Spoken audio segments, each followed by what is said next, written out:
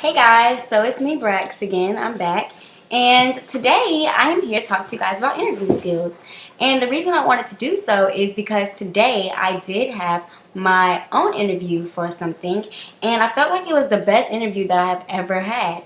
And I wanted to share a few tips of why I felt the way that I felt and why I felt that my interview went the way that it went, and the best way possible for one to have a great interview, to feel confident about what you're doing, and to just feel good about yourself. When you walk into an interview, you want to feel like you got the job, that you received and gave all that you could give. So, interview skills. Okay, so for me, the key to a great interview is confidence.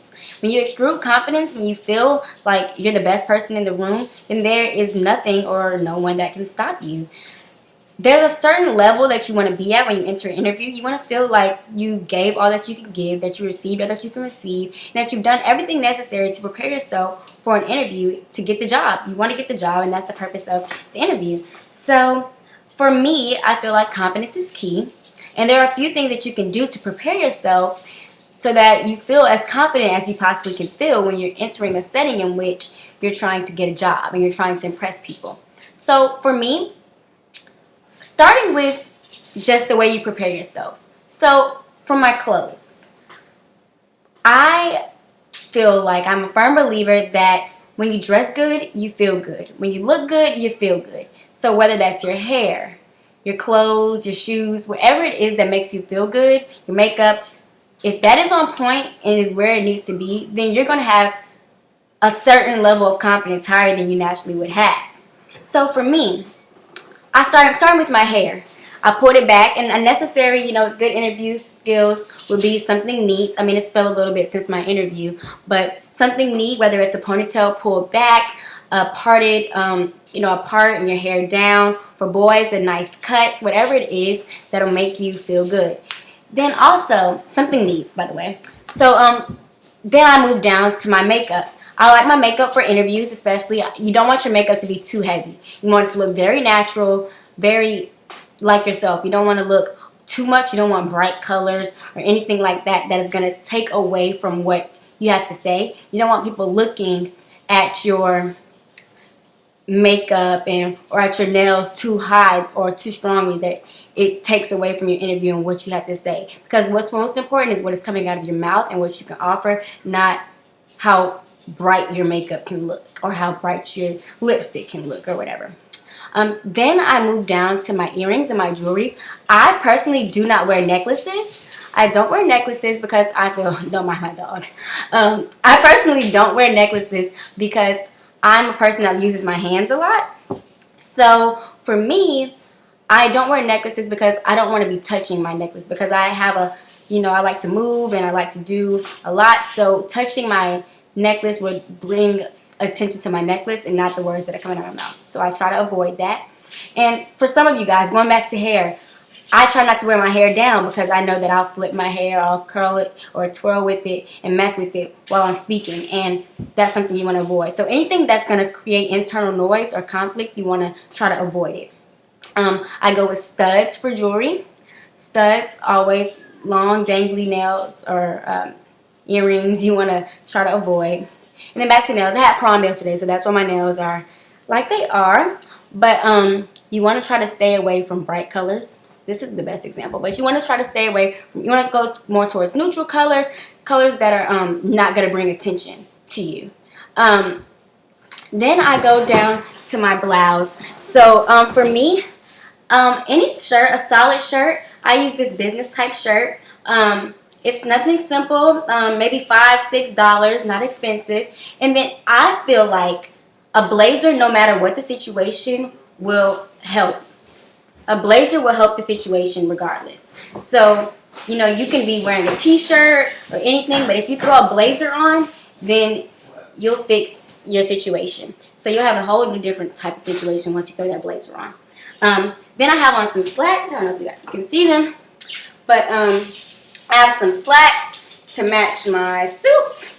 And so yeah, I just try to go with a black suit, black blazer, and that just fits and just made me feel a lot more confident because I feel Yes, I'm more professional.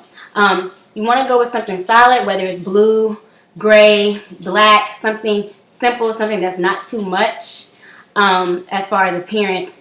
And then as far as shoes go, I just went with the simple shoe. Simple is best when you're going in an interview. You don't, like I said, what you don't want to do is take away from the knowledge and the things and the power that you have inside of you. You don't want to take away from that by overdoing it. Don't overdo it. So one thing that will help with your confidence is looking the part.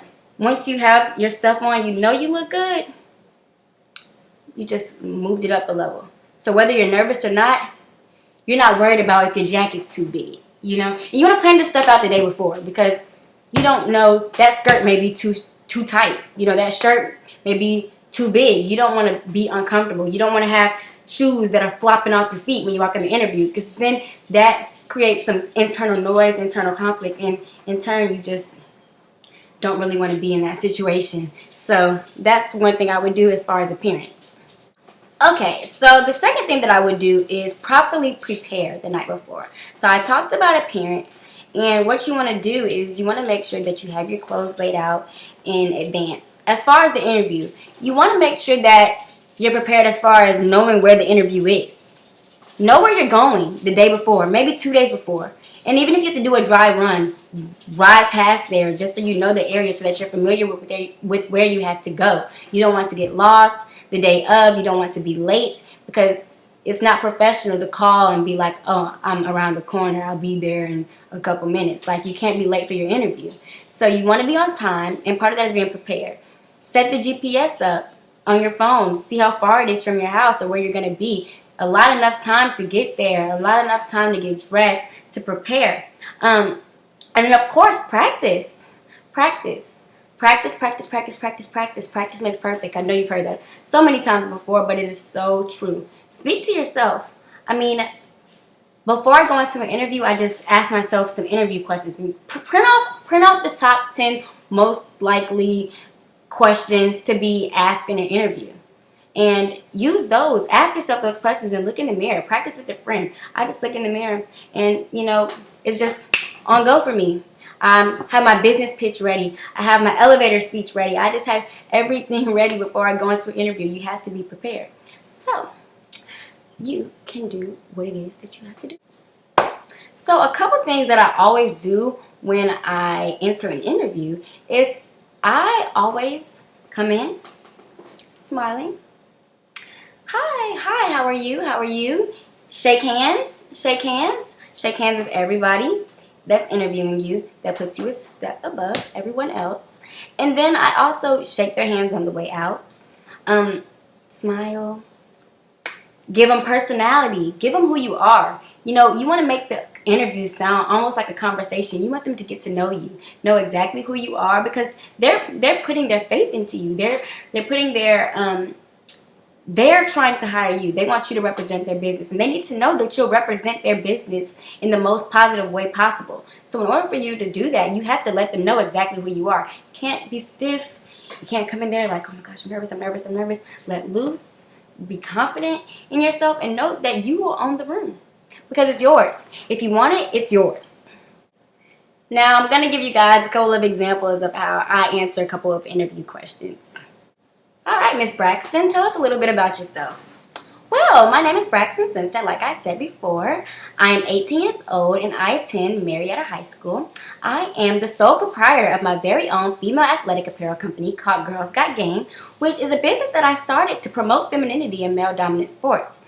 I'm also the co-founder of a senior to freshman mentorship program in which I help to mentor young freshmen into transitioning and navigating high school. I'm also the student body president at my high school, and as well as a delegate for the United Nations and the World Bank. So I really hope that I helped with, teaching you guys a little bit about interview skills from my perspective and how I like to approach an interview. So if you have any questions, please leave them in the comments. Feel free to reach out to me, and please remember to like and subscribe.